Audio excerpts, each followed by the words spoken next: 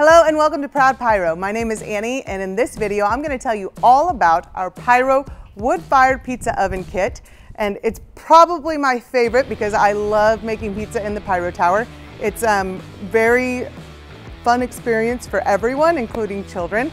My little one wanted to do it with me today, however he fell asleep, so he's not going to be in the video sadly. But I'm going to tell you everything that comes with this kit, and then also we're going to make a pizza real quick. With the wood-fired oven pizza kit, you will get the Pyro Tower as you see here, and you can choose to add casters to it, which we have ours on casters, so that's an option that is available. You'll also get the glass door that is great for looking at the pizza as it's rising and seeing if it's almost done, and you can kind of just take a peek without opening that oven door. The louvers, which are at the top, the louver vent, which allows you to control how much heat stays within the tower and also how much is coming out. And then also it comes with the firewood rack. Now you'll notice on the bottom I have the firewood rack down here turned vertically rather than horizontally with the tower. The reason for that is because I like to control the fire when I'm making pizza. So I like to have the fire to one side, and then I will put the pizza steel, which is also included in the kit, inside of the tower and have it heat up, and on the other side, not directly below the fire. And then when I put the dough in there, it'll heat with that fire coming up over the side of the pizza steel, and it'll brown that crust really nicely, but it won't burn it.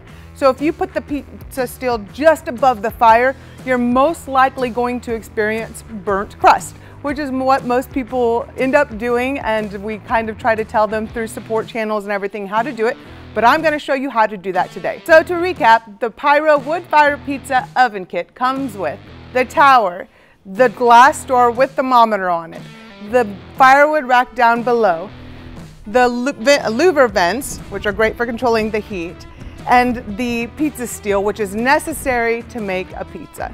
Now let me tell you or show you how to do that. You want to start your firewood first because you want it to kind of burn down a little bit and then add more wood to the fire when you want the flames to start up again.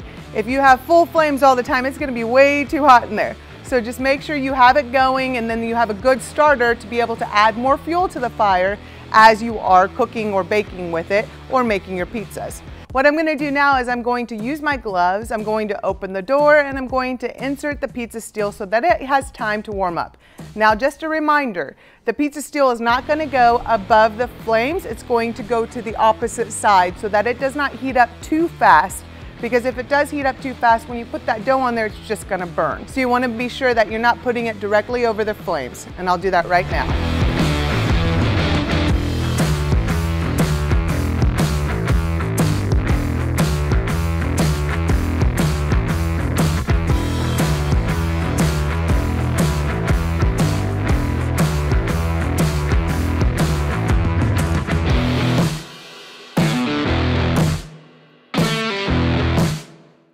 Okay, so now it is time to assemble the pizza. If you think it's going to be a long time before you actually assemble the pizza, do not put the pizza steel in.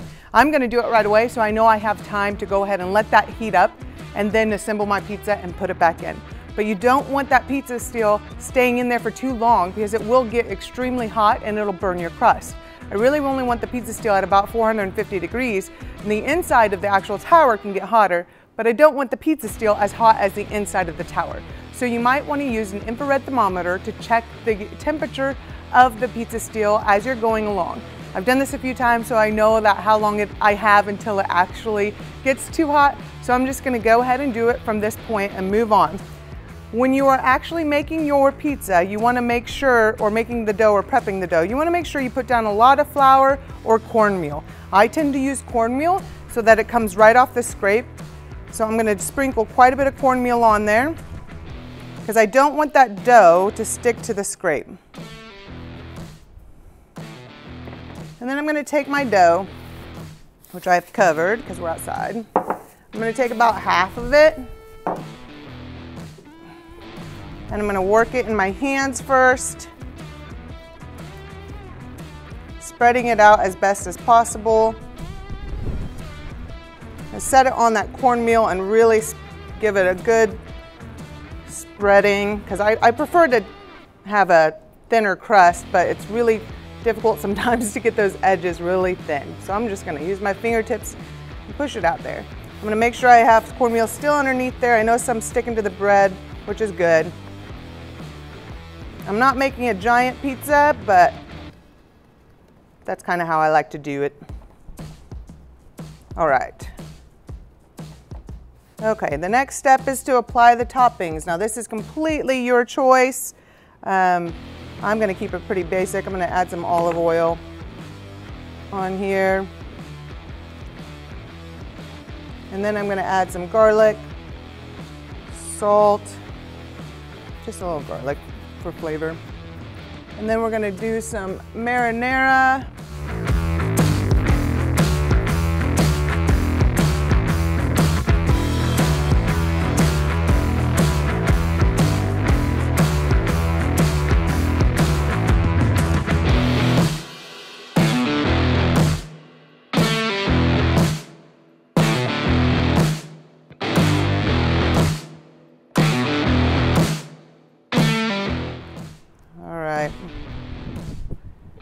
Then we're going to add the cheese.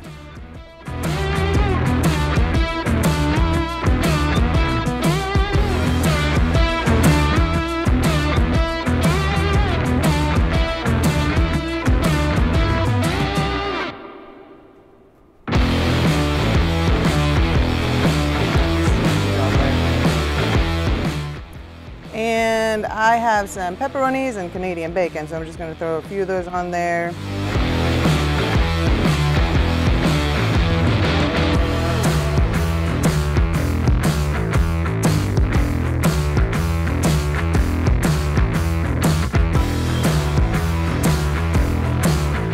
And then I have some green bell peppers just for fun.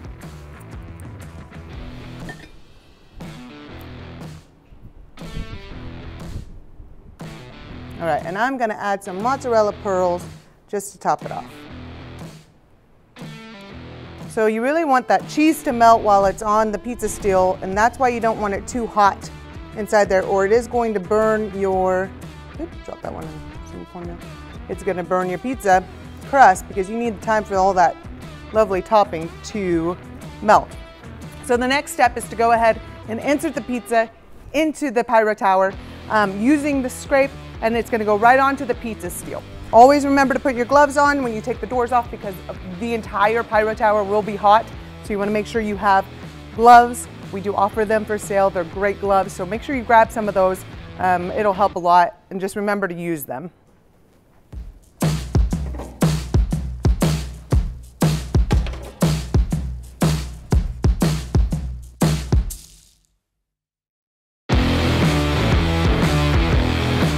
All right, so now we got to put the door back on. The pizza's in, and I'm going to go ahead and put the door back on so it can all cook.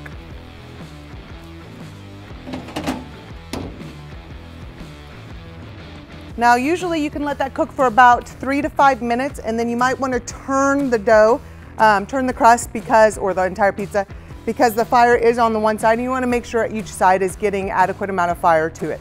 I'm going to leave it in there for a little bit, and then I might add some more fuel to the fire here. I'm going to put a few more pieces of wood on there to make sure that it's really going, and it gets up to temperature again because I did have the door off for quite a while doing the video. It can be a faster process when you are doing it at home versus us stopping to do everything for the video. So I'm going to go ahead and add some more wood on there and then let it cook, and we'll see what we get in the end.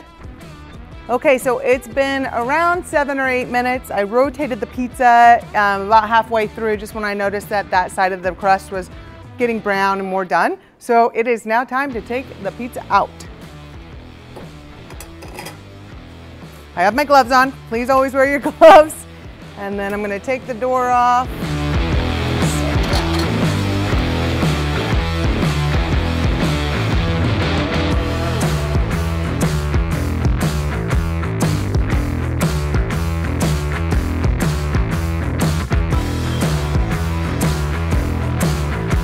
All right, all that's left next is to eat it. But I do want to say, if you are finished baking and you're finished making your pizzas, you can go ahead and just leave that fire burning. You can turn the fire wood rack to the horizontal side instead of vertically.